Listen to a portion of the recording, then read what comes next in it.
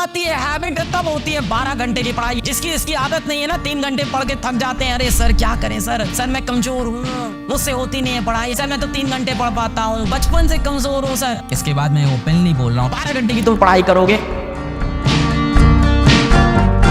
होता है नॉलेज, ये क्यों करना है, 12 घंटे क्यों पढ़ना है, क्या पढ़ना है, रॉक करना है, छोटी बात नहीं करनी। दूसरी बात होती है कैसे करना है, स्किल। पहली बात होती है नॉलेज, दूसरी बात होती है स्किल, कैसे करना है। पहली बात होती है 3 सवाल होते हैं बेटा, किस तरह से क्रैक होगा। क्या ये इम्पॉसिबल है? अगर ये इम्पॉसिबल है तो कुछ बच्चे वहां क्यों पहुंचते हैं? आपके बीच से ही कुछ लोग उठ के IIT Bombay, IIT Delhi, IIT Kanpur यहाँ क्यों जा रहे हैं? क्योंकि उन्होंने अपने आप से ये 3 सवाल पूछ लिया और इस पे वो डेफिनेट हो चुके हैं। पहला है नॉलेज, व्हाट एंड व्हाई। हमें पता है यार रॉक करना है, अपने टॉप इंस्टीट्यूट में इंडिया में पढ़ना है, जो भी चीज जिंदगी में करनी है टॉप लेवल पे करनी है। दूसरा सवाल होता है बेटा स्किल, क्या आपके पास स्किल है? दूसरा सवाल होता है स्किल, क्या स्किल है? थोड़ी बहुत स्किल, हाँ मतलब पढ़ाई करना है सर, फिजिक्स क्वेश्चन कैसे करते हैं, यही तो स्किल हुआ ना। स्किल मतलब उस काम को करना आना। पहला होता है नॉलेज, सर वो तो है, हाँ what and why we know. Skill sir थोड़ी है। तीसरा बेटा सबसे important motivation. What is your motivation? कुछ नहीं करना है, किचन में जाओ अपनी मम्मी को देख लो, दैट इज द मोटिवेशन। कुछ नहीं करना है, शाम को ऑफिस से तुम्हारे पापा घर लौट के आएंगे, उनकी शक्ल एक बार देख लो, वो है मोटिवेशन। इन 3 सवाल का आंसर तुम्हें मिल गया, तुम्हें कोई नहीं रोक सकता।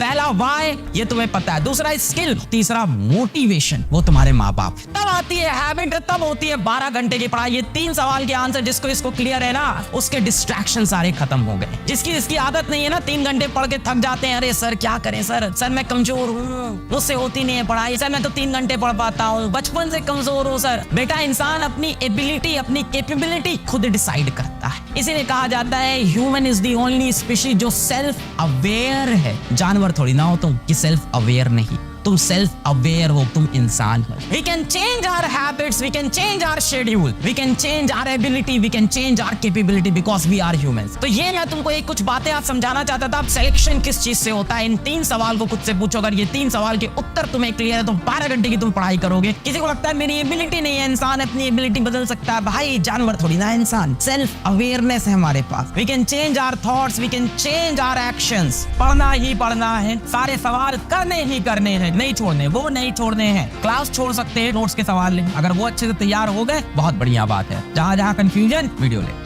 DPP, जो बच्चे DPP लगाना छोड़ दिए हैं, जय श्री राम, सिलेक्शन हो भी सकता है नहीं भी हो सकता है, गारंटी नहीं है यार। जो बच्चे DPPs लगा रहे हैं और उसमें कंफ्यूजन होता है, सबके PDF नोट्स हैं, वहां से पढ़ लो, वहां से सॉल्व हो गया सवाल, चलो ये बवाल भी खत्म। DPP वेरी इंपॉर्टेंट, लेक्चर के सारे क्वेश्चन होने चाहिए, DPP के सारे क्वेश्चन होने चाहिए, सारे, स्किप नहीं करना है, सारे। अगर आप कह रहे हो कि आपको 44-45 सवाल करने हैं, 44, 43, 45 सवाल तक आप पहुंचना चाहते हो तो बेटा DPP करनी पड़ेगी, छोड़ के काम नहीं बनेगा। DPP छोड़ के जाओगे 35 सवाल होंगे, लगी ना दिल पे, छोड़ लेते ना बहुत दिन से। DPP तो हार्ड है, DPP तो ये है, DPP में कॉन्सेप्चुअल सवाल दे देते हैं। DPP छोड़ के जाओगे 35 से 38 सवाल हो पाएंगे, लास्ट के 4, 5, 6 छूटने लगेंगे। 35 से ऊपर बढ़ने में दिक्कत होगी अगर DPP नहीं लगाया है। रटे रटाई चीजें, DPP से आपका दिमाग चलता है, DPP लगाना है। और इसके बाद मोस्ट इंपॉर्टेंट चीज सारे टेस्ट देने हैं। टेस्ट से सीखना है, या तो आपकी कुछ मिस्टेक से गलत हो जाता है, या तो आपको वहां पे उस टाइम पे क्लिक नहीं करता है, बस इतना ही तो है। उसके ऊपर लगो, उन सवाल पे एनालाइज करो, उनके टेक्स्ट सोल्यूशन देखो, खत्म करो, बस टेक्स्ट सोल्यूशन देखा खत्म किया। कोई भी टेस्ट नहीं छोड़ना है, बस बेटा इतना कर लिया। इसके बाद ना डायनेमिक साइज लगानी है, तुम्हारे पास समय बचता है, रिवाइज करो, सर वो भी हो गया, टेस्ट दो, सर वो भी हो गया, फिर रिवाइज करो। जब तक ये मटेरियल तुम्हारा एग्जॉस्टिव तरह से तैयार नहीं हो तब तक दूर के मटेरियल छोड़ने की कोई जरूरत